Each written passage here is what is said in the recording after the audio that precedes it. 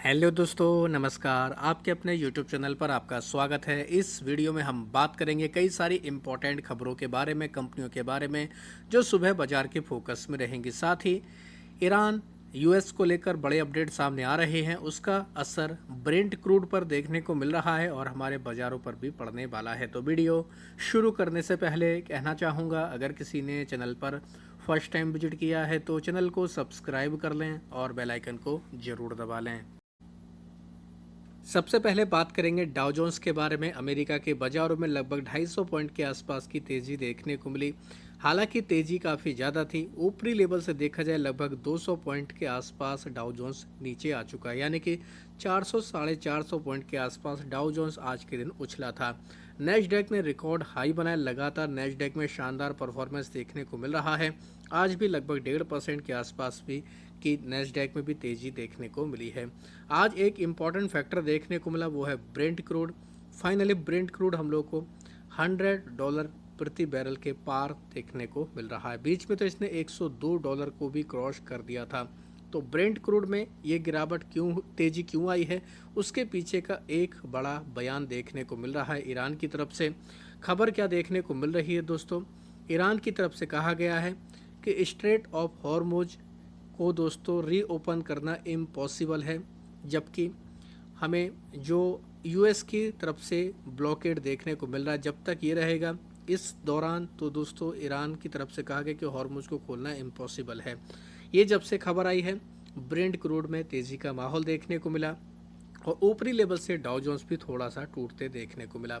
हालांकि शाम के समय एक अच्छी खबर ये आई थी, ट्रंप की तरफ से कहा गया था, एक सिग्नल दिया गया था कि फ्राइडे को सीज फायर एक्सटेंशन जो हमें देखने को मिला, उसके बाद यानी कि अब जो फ्राइडे आएगा उसमें यूएस ईरान की बातचीत फिर से हो सकती है और इसमें सारी डील कंप्लीट होने के चांसेस देखने को मिल रहे थे।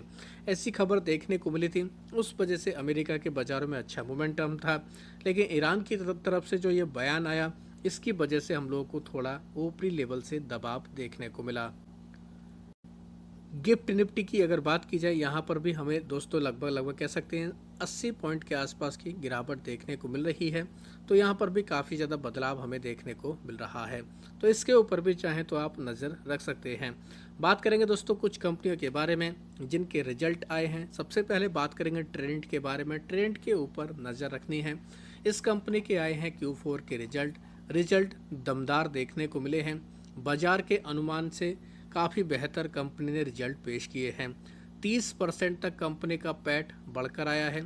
455 करोड़ के आसपास देखने को मिला, जो पहले यानी कि कम था और अनुमान 375 करोड़ के आसपास था। साथ ही कंपनी का अगर देखा जाए बोनस 1:2 के रेशो में दिया है, यानी कि 2 इक्विटी पर 1 इक्विटी बोनस के रूप में मिलेगी। ₹6 के कंपनी ने डिविडेंड का ऐलान किया है।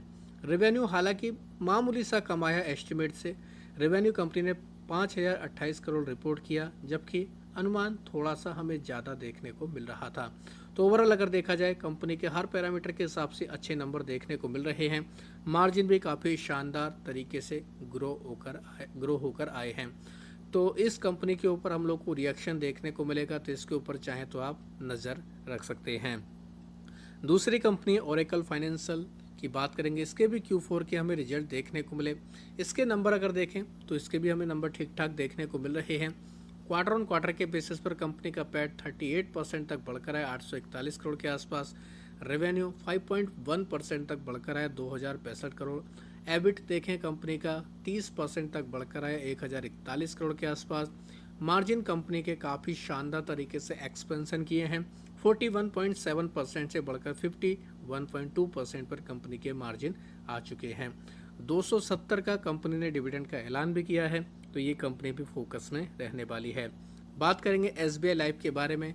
एसबीआई लाइफ के नतीजे मिले जुले देखने को मिले हैं, इतना कुछ खास नंबर नहीं आए हैं।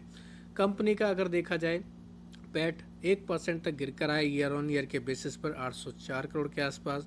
प्रीमियम इनकम देखा जाए, कोर प्रीमियम इनकम देखा जाए, कंपनी का 16% तक बढ़कर आते देखने को मिली है। अनुमान था दोस्तों 10,680 करोड़ के जो हम लोग को प्रीमियम इनकम का था, और आया है 11,220 करोड़ के आसपास, ये थोड़ा सा बढ़कर आते देखने को मिला। ओवरऑल देखा जाए तो कंपनी के नतीजे मिले जुले ही देखने को मिल रहे हैं। टाटा कम्युनिकेशन की बात करेंगे, इस कंपनी के भी रिजल्ट हमें देखने को मिले हैं। कंपनी का पैट 75% तक गिर कर आया 263 करोड़ के आसपास। साथ ही कंपनी की अगर रेवेन्यू की बात की जाए तो दोस्तों ये भी हम लोग को एक तरीके से लगभग 10% बढ़कर आते देखने को मिला है, 6,554 करोड़ के आसपास। एबिडा बढ़कर आया है 14.5%, 1283 करोड़ के आसपास। कंपनी के मार्जिन इंप्रूव होकर आए 18.73% से बढ़कर 19.59% पर आ चुके हैं। 17.5 रुपये का कंपनी ने डिविडेंड का भी ऐलान किया है। तो इस कंपनी के ऊपर भी हमें इस खबर का रिएक्शन देखने को मिल जाएगा। बात करेंगे इन्फोसिस के बारे में। खबर है कंपनी ने कोलैबोरेशन किया है ओपन एआई के साथ में, यानी चैट जीपीटी के साथ में। ये दोस्तों अपने एंटरप्राइज एआई ट्रांसफॉर्मेशन को लेकर काम करेंगे, तो ये एक कंपनी के लिए काफ़ी पॉजिटिव खबर है। एल&टी टेक की बात करेंगे, Larsen and Toubro technology service की बात करेंगे। इसके भी रिजल्ट आए हैं। Q4 के रिजल्ट अगर देखा जाए मार्केट के अनुमान से कमज़ोर नंबर देखने को मिल रहे हैं। कंपनी ने इस बार 332 करोड़ का दोस्तों अपना पैट रिपोर्ट किया, जो हमें अनुमान 360 करोड़ के आसपास देखने को मिल रहा था। रेवेन्यू कंपनी का 2857 करोड़ रहा है। एक्सपेक्टेशन 3011 करोड़ के आसपास की थी। कंपनी का अगर देखा जाए रेवेन्यू डॉलर टर्म में देखा 306 मिलियन डॉलर का रहा है, अनुमान 328 मिलियन डॉलर के आसपास का था। कंस्टेंट करेंसी रेवेन्यू देखें, ये भी 1.1% तक गिरकर आया है। तो कमज़ोर नंबर रहे अनुमान के हिसाब से देखा जाए तो ये कंपनी भी रिएक्शन दिखाएगी। BEL की बात करेंगे, कंपनी को 570 करोड़ का एक ऑर्डर मिला है। इस ऑर्डर की वजह से कंपनी काफ़ी फोकस में रहने वाली है, तो इसके ऊपर भी चाहे तो आप नज़र रख सकते हैं। एवररेडी इंडस्ट्री की बात करेंगे। एवररेडी इंडस्ट्री में खबर देखने को मिल रही, कंपनी कमीशन कर रही है न्यू अल्कालिन बैटरी प्लांट जम्मू में। इसमें करीब 200 करोड़ तक कंपनी खर्च करने वाली है, सेटअप लगाने वाली है और लोकल प्रोडक्शन को ये बूस्ट करेगी। तो कहीं ना कहीं कह सकते हैं कंपनी के लिए काफ़ी इंपॉर्टेंट खबर है। जियो फाइनेंशियल सर्विस की बात करेंगे, ये कंपनी भी बाजार के रडार पर देखने को मिलेगी।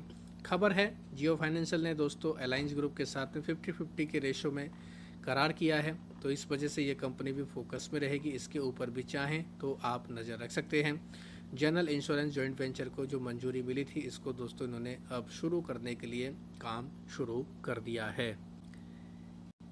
इसके अलावा 23 अप्रैल को कई सारी कंपनियों के हमें रिजल्ट देखने को मिलेंगे, जिनमें आदित्य बिरला सन लाइफ AMC के रिजल्ट आएंगे। अडानी एनर्जी सॉल्यूशन ये कंपनी अपने नंबर जारी करेगी। चॉइस इंटरनेशनल के रिजल्ट आएंगे। साइंट के भी रिजल्ट देखने को मिलने वाले हैं, तो इसके ऊपर भी नज़र रहेगी। IEX के रिजल्ट आएंगे। इन्फोसिस ये कंपनी भी अपने रिजल्ट जारी करेगी। LTM यानी LTI माइंट्री के भी रिजल्ट देखने को मिलेंगे, इसके ऊपर भी बाजार की निगाह रहने वाली है। और भी कई सारी कंपनियां हैं, तो जैसे टाटा कैपिटल का भी नाम है, ये कंपनी अपने नंबर जारी करेगी। टिप्स म्यूजिक इसके ऊपर नज़र रख सकते हैं। UTI AMC के भी रिजल्ट आएंगे। यूनियन बैंक और TTML के भी हमें कल रिजल्ट देखने को मिलेंगे, तो ये कंपनियां भी काफ़ी फोकस में रहने वाली हैं।